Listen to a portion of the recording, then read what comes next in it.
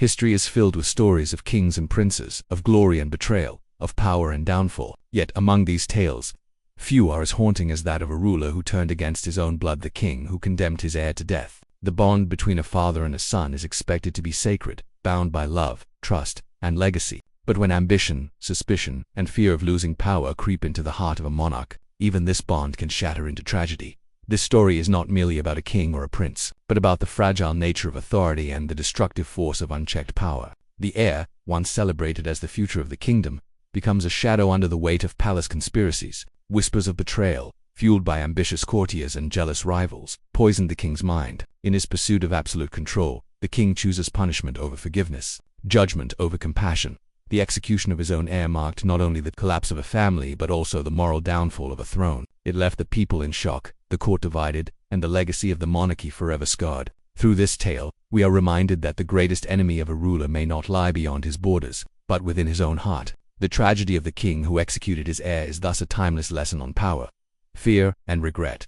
Chapter 1. The Crown and the Curse. The birth of a king is often seen as destiny fulfilled. From the moment he ascends the throne, the crown becomes both his greatest treasure and his heaviest burden. For the kingdom in this tale, the coronation of its ruler was celebrated with grand feasts, parades, and prayers. The people believed their monarch was chosen not only by tradition but by divine will, a figure meant to embody strength, justice, and the promise of prosperity. Yet behind the shining jewels of the crown lay an ancient curse, one that whispered that every king must pay a price for his reign.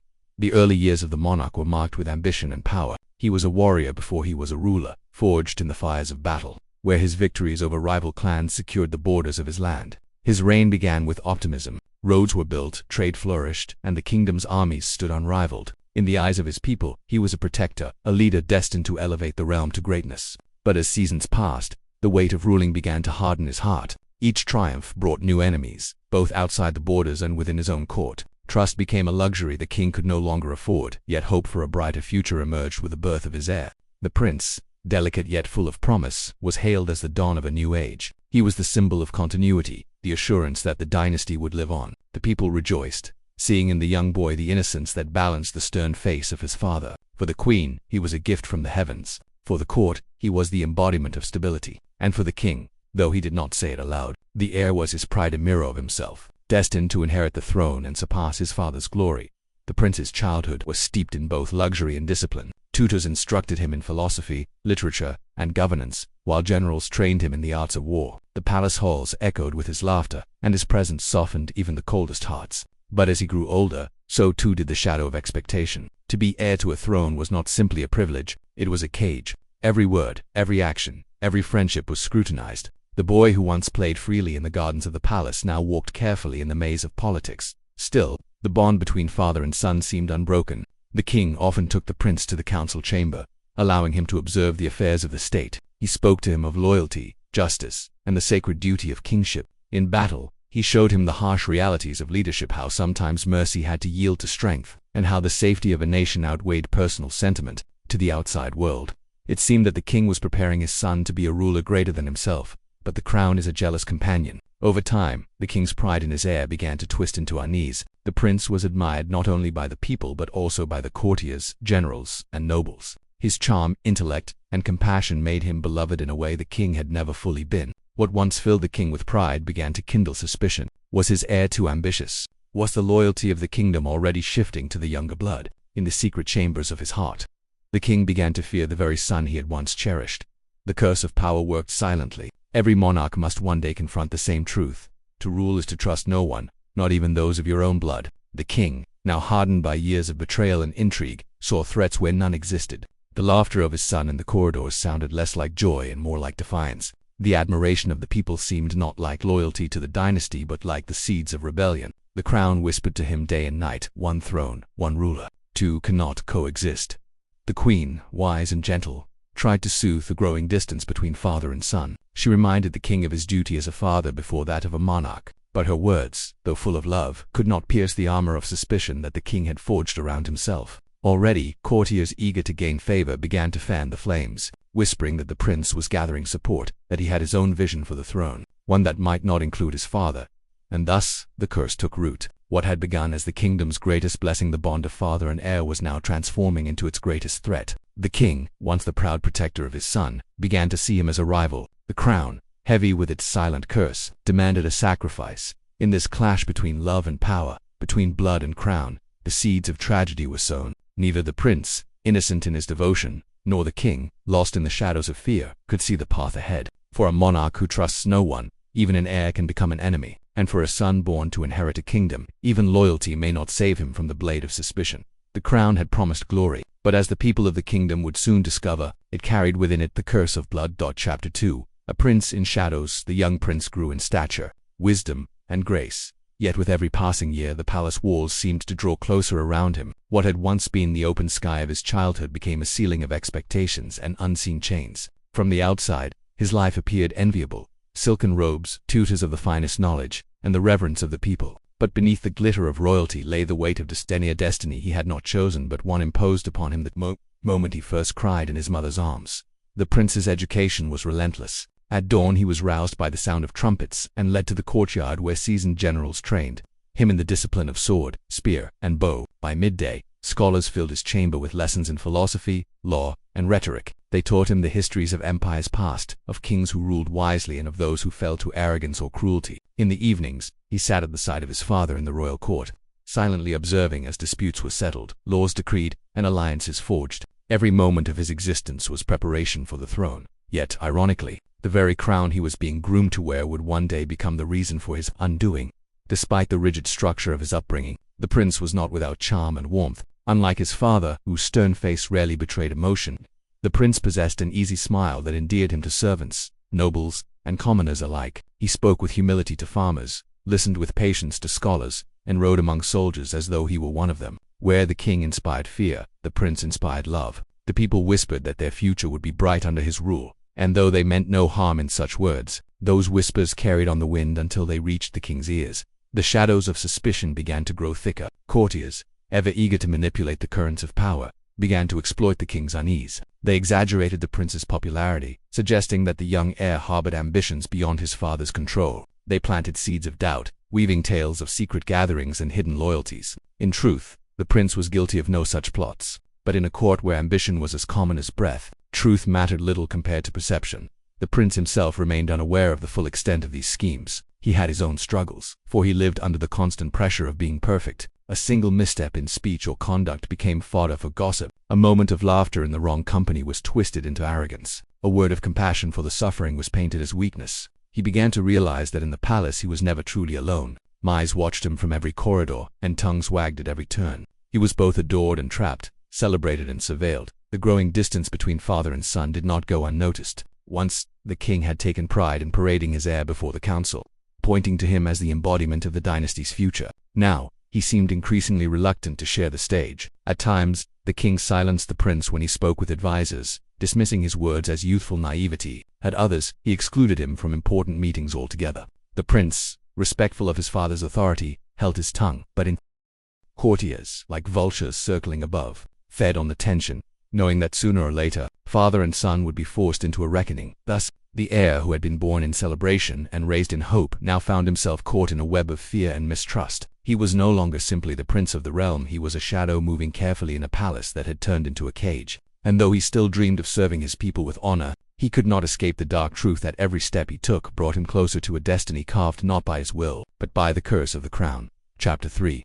Betrayal. Whispers. The palace had always been a place of grandeur, but beneath the shimmering marble floors and golden ceilings lay a labyrinth of secrets. Courtiers in silk robes bowed deeply before the king and the prince, yet behind closed doors they sharpened words like daggers. In the world of power, loyalty was a mask, worn only until ambition revealed its true face, and in this fragile balance of trust and deceit, the first whispers of betrayal began to echo. It started quietly, like the rustle of leaves in the wind. Nobles who once praised the prince now spoke in hushed tones about his growing popularity, his compassion for the poor, his kindness toward soldiers, and his wisdom in counsel. The virtues that made him beloved were twisted into flaws. He is too soft, some murmured. He listens too much to the people. What king bows to the cries of peasants? Others, more cunning, turned his popularity into a weapon. The people love him more than the king. How long before love becomes rebellion? These whispers, carefully carried into the ears of the king, planted doubts that grew like thorns. The monarch, already weary from years of rule and burdened by suspicion, listened with tightening jaw and heavy heart.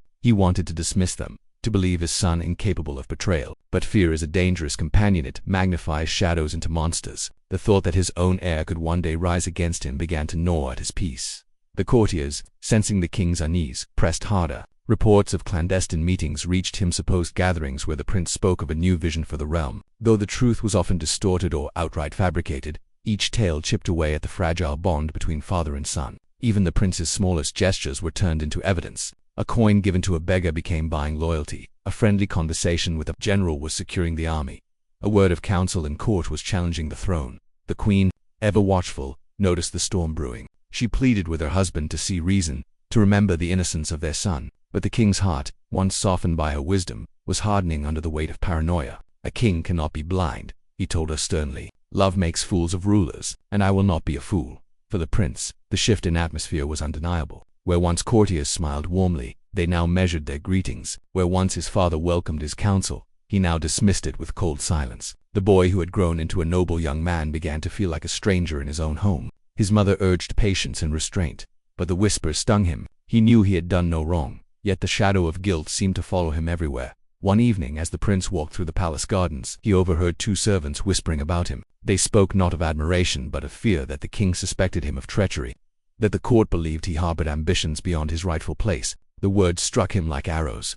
Was this truly how others saw him? A traitor, a rival to his father. His heart ached with confusion. His love for his father was genuine, his loyalty unbroken. Yet the seed of betrayal had been planted not by his hand, but by the poisonous tongues of others. The situation worsened when a rebellion flared at the borders of the kingdom. The prince, eager to prove his loyalty, offered to lead the army against the insurgents. Some generals supported the idea, praising his courage, but others twisted his offer into a plot. He seeks command to win the army's devotion, to crown himself in the blood of victory. When these words reached the king, they fed the flames of doubt. The monarch reluctantly allowed his son to fight but sent spies among the ranks, ordering them to watch his every move.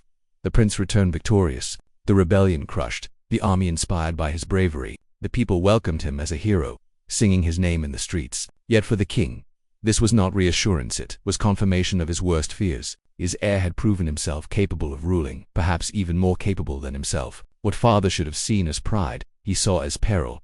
From that moment, betrayal was no longer just a whisper in the king's ears. It became the beat of his heart. He began to avoid his son, surrounding himself with advisors who deepened his suspicions. The prince, isolated and bewildered, confided in his mother, but even she could not shield him from the tide. The court had chosen its side not out of loyalty to truth, but out of loyalty to survival. To doubt the king was dangerous. To accuse the prince was safe. Thus the stage was set. The whispers of betrayal had done their work, creating a rift that love alone could no longer mend. Father and son stood on opposite sides of a growing chasm, neither yet willing to strike, but both pulled inexorably toward a tragic fate. For in a palace built on power, truth is often the first casualty, and once trust is broken, even blood cannot repair what suspicion has destroyed.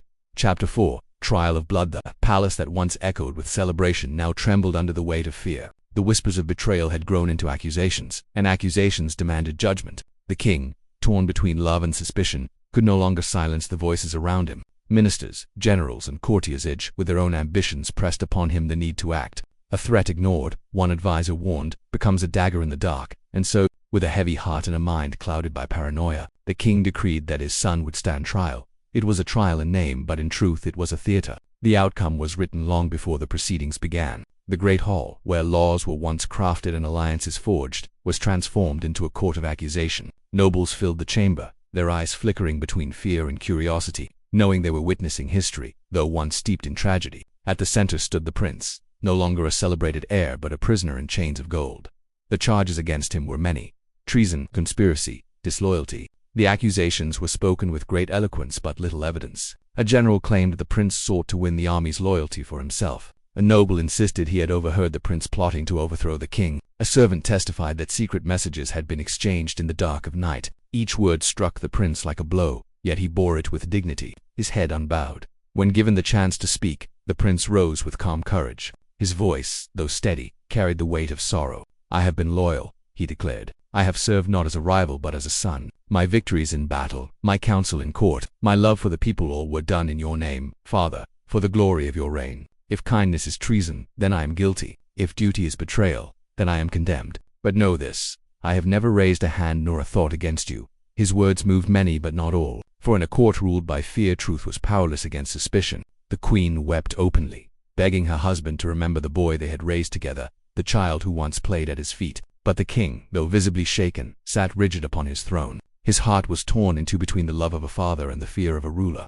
The trial dragged on for days. Each morning new witnesses came forward. Each evening the murmurs in the hall grew louder. Some began to believe the prince's innocence. Others whispered that his eloquence was proof of cunning. The courtiers, sensing the king's indecision, pressed harder. "Mercy," they said, "will be seen as weakness. If you cannot punish betrayal, how can you command loyalty?" At last, the king was forced to render his judgment. The hall fell silent as he rose, the crown upon his head gleaming under the torchlight. His face betrayed no emotion, yet his eyes lingered on his son longer than anyone dared to notice. When he spoke, his voice was iron. "The safety of the realm outweighs the blood of a single man," he declared. "The crown cannot coexist with doubt. Though it rends my heart, justice must prevail. The prince is guilty of treason, and by law, treason demands death."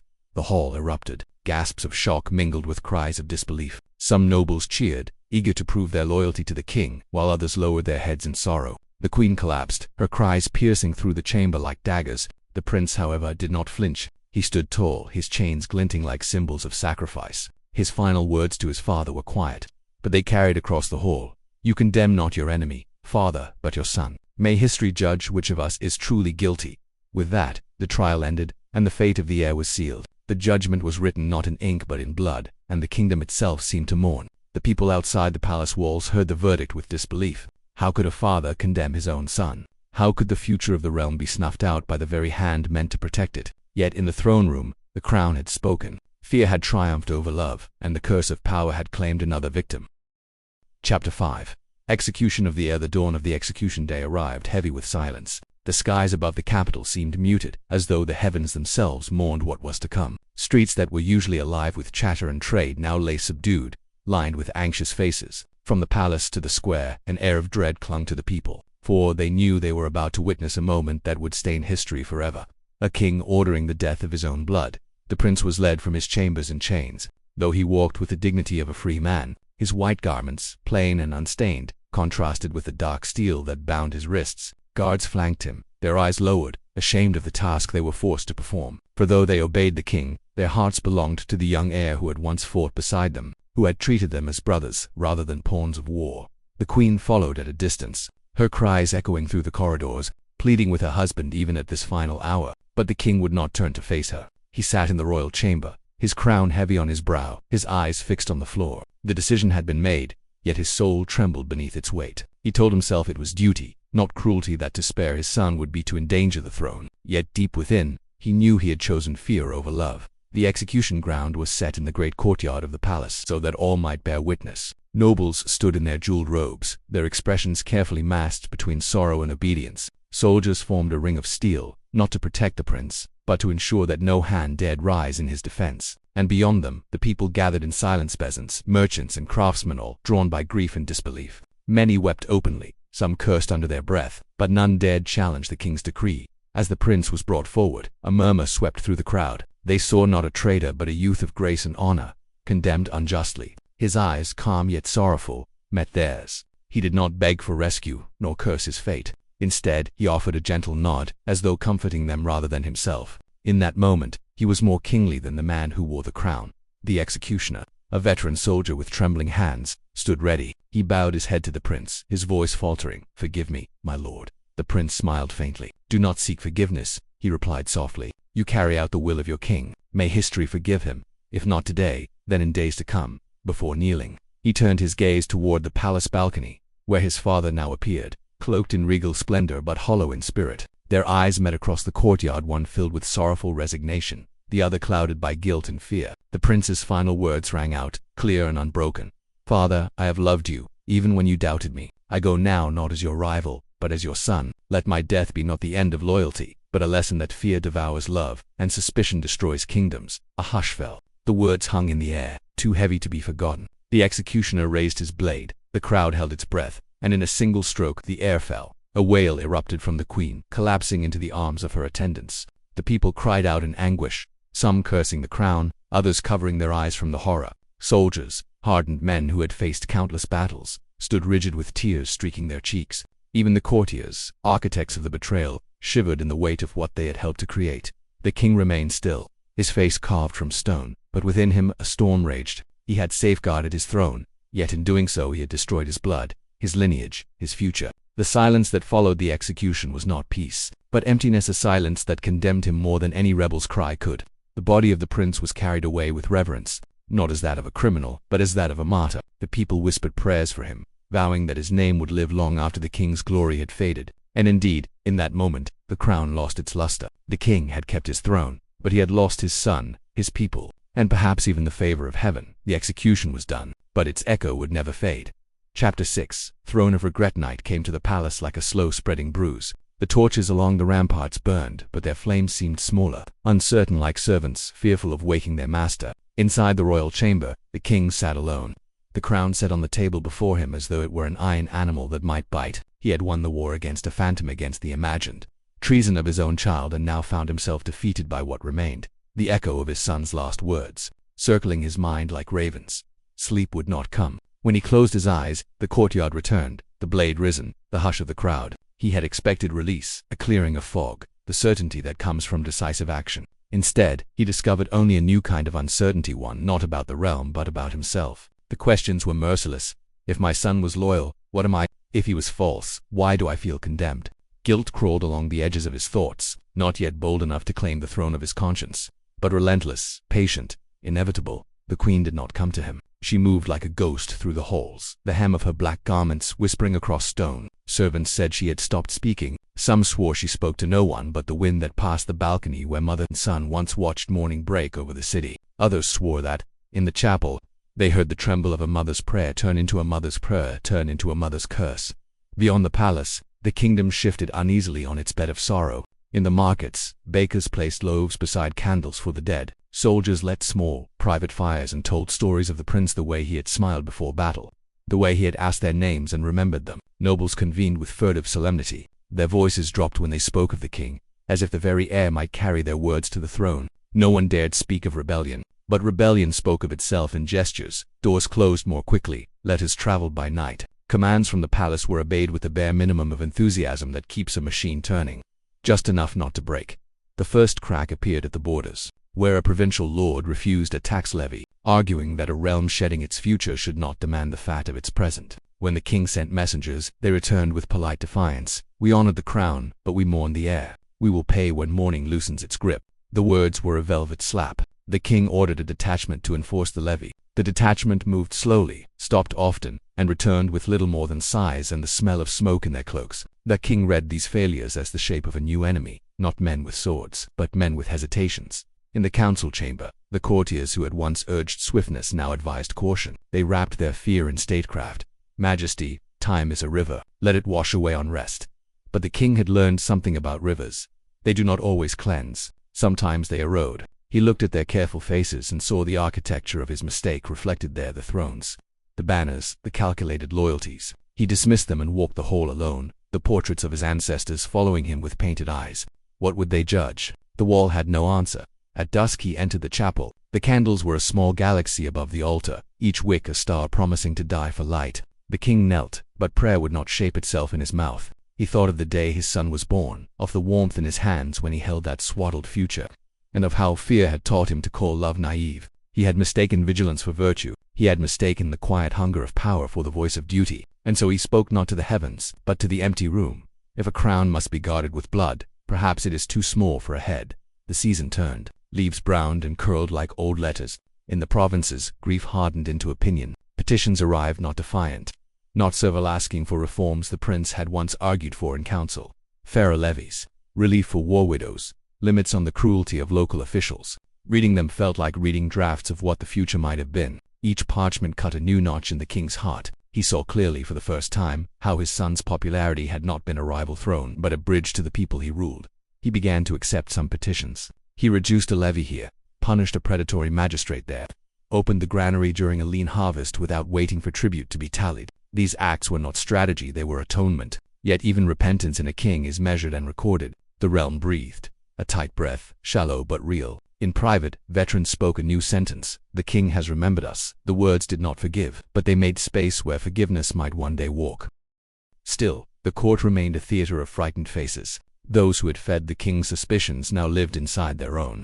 Afraid the tide would turn, afraid a monarch awakening to regret would also awaken to the architects of his ruin. Some fled to estates, some overpraised at council, some sickened into invisibility. The king took no revenge. He found little appetite for blame when the truest culprit was the voice he had mistaken for wisdom, his own fear. Faithful servant of the crown's dark grammar, one night, he climbed the northern tower, where the city lay like a field of embers. He imagined his son moving through those streets unguarded, listening. The prince had once argued that a ruler must occasionally walk unknown among his people, to learn the taste of their air. The king had laughed then, calling it romantic. Now, he pressed his hands against the cold stone and tried to feel the pulse of the city. It answered with distant laughter, a cartwheel's squeal, a lullaby from some window. Life, that stubborn citizen, continued. The queen joined him. For a long while they said nothing. At last, she spoke, voice not cruel, not gentle, simply true. "You killed the future to keep the present, and now the present is already leaving you." He did not argue. Instead, he offered the only gift left to him. "I thought I was saving the kingdom," he said. "I was saving a crown from a man I did not know how to be." She turned her face away, and the silence between them became a border no army could cross. In the months that followed, the king established a day of remembrance for those unjustly punished by the crown, his son foremost among them. Though the decree did not name him, the people gathered each year with candles. Mothers brought olive branches, soldiers laid down helmets. Children released small paper boats into the river, each carrying a scrap of wish or apology. The ritual did not mend history, but it taught the realm a new language: that power must listen, that fear must confess, that sorrow can be stewarded instead of squandered. The king grew older. His hands shook when he signed decrees. He began to speak less in the voice of law and more in the voice of learning. When asked to define the duty of a monarch, he said this: "To be custodian of tomorrow, not hostage to yesterday." Those who heard him knew the sentence had been born of a grave. When he died quietly, without drama, the crown passed to a cousin chosen for steadiness over brilliance. The realm did not rejoice, but neither did it revolt. It moved forward, bearing the weight of a lesson that would outlive banners. In the city square, a small statue stood, not of the king, nor even of the prince, but of a bridge arcing over a river. On its base, an inscription: "Trust is a bridge. Break it, and you must swim in blood. Build it, and even sorrow can cross." Thus the reign ended, not in thunder, but in a kind of weathered light. The king who executed his own heir became a chapter the realm would read with care, proof that authority without tenderness calcifies into terror, and that the truest measure of power is the room it makes for love to live beside it. The story of the king and his condemned heir is not merely a tale of one throne, one dynasty, or one kingdom. It is a timeless reflection of human weakness and the corrosive nature of fear. At its heart lies a paradox. The king sought to protect his crown, yet in doing so destroyed the very legacy that would have secured it. His act, born of suspicion and paranoia, left him with neither peace nor pride, but only the hollow weight of regret. For the people, the execution was more than the death of a prince, it was the death of innocence. They witnessed how love could be consumed by fear, how truth could be silenced by whispers, and how a father's hand could become the hand of his son's destruction. The echoes of that day reverberated not only through the palace walls but through the fabric of the realm itself, reshaping loyalties, beliefs, and hopes for generations to come. History remembers rulers not only for their victories but also for their choices. Some build bridges, others burn them. This king's legacy was forever scarred by a single act that revealed the cost of power untempered by trust. His heir, though silenced in life, became immortal in memory, a symbol of loyalty betrayed and love lost to ambition. Thus ends the tale, not with triumph, but with warning. Crowns may rule nations, but it is trust that rules hearts. Break that trust, and even kings must bow to the judgment of time.